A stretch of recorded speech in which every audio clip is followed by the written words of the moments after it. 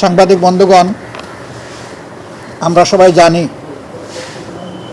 আজকে বাংলাদেশের সদ্য সাবেক রাষ্ট্রপতি তিনি তার দায়িত্ব থেকে পদত্যাগ করেছেন। 23 সালের এপ্রিল মাসে তৎকালীন ফ্যাসিস্ট হাসিনা সরকার তাকে রাষ্ট্রপতি হিসেবে নিয়োগ দিয়েছিল। 36 জুলাই বাংলাদেশে যে পরিবর্তন হয়েছিল সেই পরিবর্তনের দাবি ছিল যে এই প্রেসিডেন্ট থাকবেন না, কারণ তিনি প্রেসিডেন্ট থাকা অবস্থায় অনেকগুলো অঘটন ঘটেছে। বিশেষ করে জুলাই রিভলিউশনে এতগুলো মানুষের জীবন গিয়েছে, কিন্তু রাষ্ট্রের সর্বোচ্চ অভিভাবক হিসাবে তিনি কোনো দায়িত্ব পালন করেন নাই। শুধু নীরবতা না, জনগণ মনে করে যে তিনি এই অপকর্মের মদতদাতাও ছিলেন। এই জন্য তখনই একটা দাবি উঠেছিল যে তাকে দায়িত্ব থেকে সরে যেতে হবে। এমনকি যুবকদের একটা অংশ তখন বঙ্গভবনের সামনে গিয়ে এই দাবি উত্থাপন করেছিল। যদিও ওই অংশের এই পদক্ষেপের সাথে আমরা সরাসরি ছিলাম না।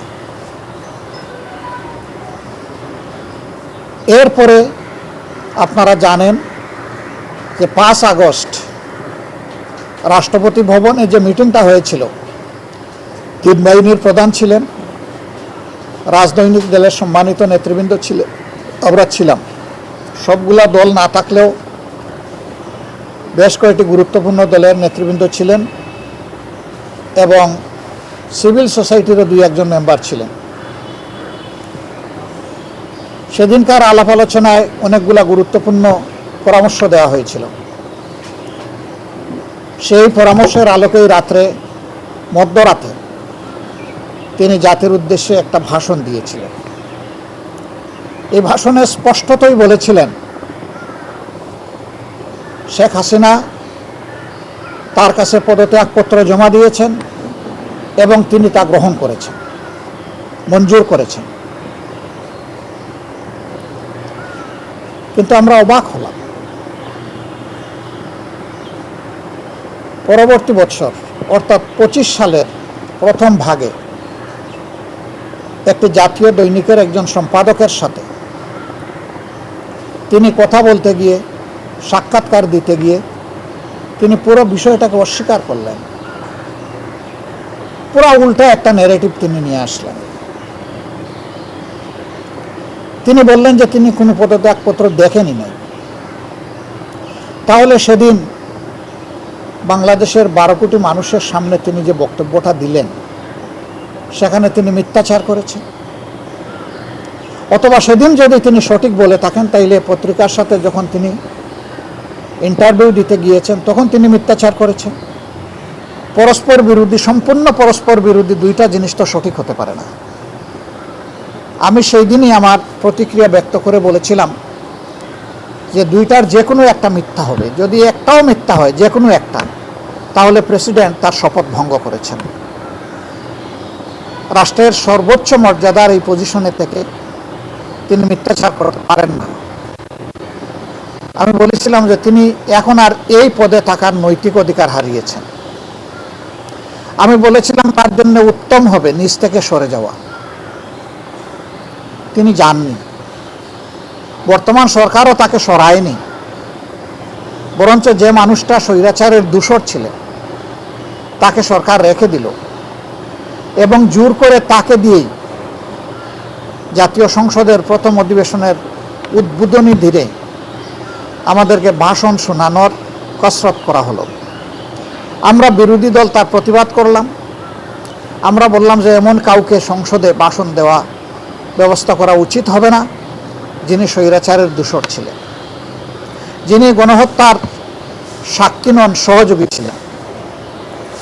কিন্তু সরকারি দল তাই করল। আমরা সংসদ থেকে ওয়াকআউট করলাম। আমরা ওয়াকআউট করে বের হয়ে আসলাম। তারা শুনলেন। তারপরে এই সংসদে আমরা অবাক হয়ে দেখলাম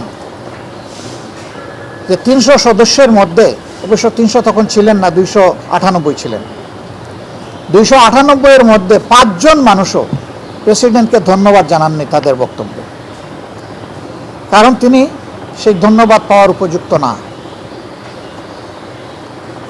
সরকারি দল সন্তোষ প্রকাশ করল যে হাসিনার নিয়োগ দেওয়া প্রেসিডেন্টকে মুখ দিয়ে আমরা হাসিনাকে ফ্যাসিস্ট বলাতে পেরেছি, এটাই আমাদের বিজয়। জনগণ এটা পছন্দ করেন। শেষ পর্যন্ত আজকে তিনি পদত্যাগ করলেন। ইতিমধ্যে জাতীয় সংসদের 2টি সেশন শেষ হলো, উদ্বোধনী সেশন এবং বাজেট সেশন। আগামী 20 সেপ্টেম্বর আবার আমরা আশা করছি জাতীয় সংসদের অধিবেশন শুরু হবে ইনশাআল্লাহ, 3য় অধিবেশন।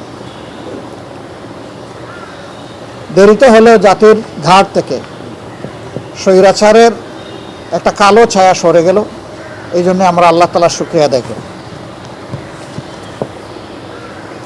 তিনি কি কারণে পদত্যাগ করেছেন এই বিষয়ে আমাদের কোনো আগ্রহ নাই, কারণ আমরা আগে থেকেই বিবেচনায় নিয়েছি যে তিনি প্রেসিডেন্ট পদে থাকার আর যোগ্য নন, তিনি তার যোগ্যতা হারিয়েছেন। অস্থায়ী প্রেসিডেন্ট হিসাবে বাংলাদেশের সংবিধানের 54 অনুচ্ছেদ অনুযায়ী বর্তমান মাননীয় স্পিকার দায়িত্ব গ্রহণ করেছেন। আমরা তাকে অভিনন্দন জানাই এবং আমরা তাকে আশ্বস্ত করছি তিনি যতদিন দায়িত্ব পালন করবেন, আশা করব যে তিনি ন্যায়নিষ্ঠভাবে এই দায়িত্ব পালন করবেন, নির্মোহভাবে দায়িত্ব পালন করবেন। কারো প্রতি তিনি কোনো ধরনের কোনো পক্ষপাতিত্ব করবেন না। তিনি নিরপেক্ষভাবে এই রাষ্ট্রপতির মর্যাদা রক্ষা করে একদিনের জন্যও যদি তিনি দায়িত্ব পালন করেন বা যতদিন তিনি দায়িত্ব পালন করবেন, তিনি এইভাবেই দায়িত্ব পালন করবেন বলে আমরা আশা করি। যদি এইভাবে তিনি দায়িত্ব পালন করেন তাহলে আমরা তাকে সর্বাত্মক সহযোগিতা করব। আমরা অস্থায়ী রাষ্ট্রপতির সুস্বাস্থ্য কামনা করি। সংবিধান অনুযায়ী 90 দিনের ভিতরে পরবর্তী প্রেসিডেন্ট নির্বাচন করতে হবে। তো যেহেতু এর ভিতরে এই সংসদ অধিবেশন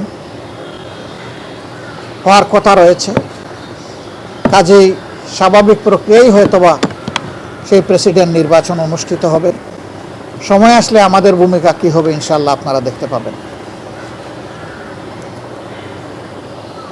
বাংলাদেশ সামনের দিকে এগিয়ে যাক, এটা সকলের প্রত্যাশা।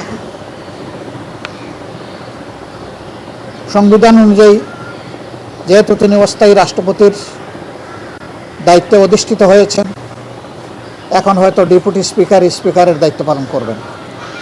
যত সময় মাননীয় অস্থায়ী রাষ্ট্রপতি তার দায়িত্ব পালন করবেন, তারা যখন স্পিকার হিসাবে শপথ নিয়েছেন অথবা ডেপুটি স্পিকার হিসাবে শপথ নিয়েছেন, একই সাথে এই শপথটা হয়ে গেছে অস্থায়ী রাষ্ট্রপতি হিসাবে স্পিকারের এবং স্পিকার হিসাবে ডেপুটি স্পিকারের। কাজে এখানে কোনো সাংবিধানিক সংকট তৈরি হওয়ার কথা না। আমরা চাই কোনো সংকট তৈরি না হোক, তবে জনগণের যে মৌলিক প্রত্যাশা যে একটা পরিবর্তনের বাংলাদেশ, এখনো বাংলাদেশের নবগঠিত পার্লামেন্ট সেদিকে পা বাড়ায়নি। আমরা অনবরত আমাদের চেষ্টা চালিয়ে যাচ্ছি, ভিতরে এবং বাইরে আমাদের এই চেষ্টা অব্যাহত থাকবে। অতি স্বল্প সময়ের দাওয়াতে আপনারা আজকে এখানে হাজির হয়েছেন, এই জন্য আপনাদের সকলকে আমার এবং আমাদের প্রিয় সংগঠনের পক্ষ থেকে আন্তরিক কৃতজ্ঞতা এবং ধন্যবাদ জ্ঞাপন করছি।